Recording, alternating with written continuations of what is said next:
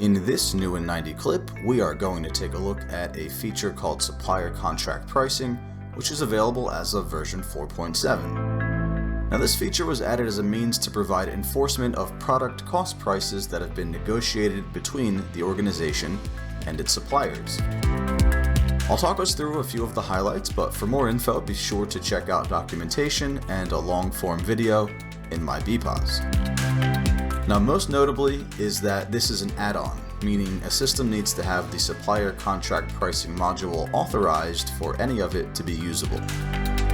Additionally, there are a handful of operator flags and variance limits that can be used to grant access and permissions. Now, moving on to some system configurations, at the venue level, we've got a pricing policy to set, which allows for controlling the type of contract pricing to implement. There's a few options here, and details are laid out in our documentation.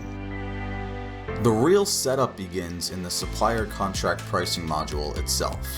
In there, price file entries can be maintained manually, but the quicker workflow involves first exporting a price file to a supplier, having them fill in specific fields and send it back, and then importing the updated price file back into the system to update the database records.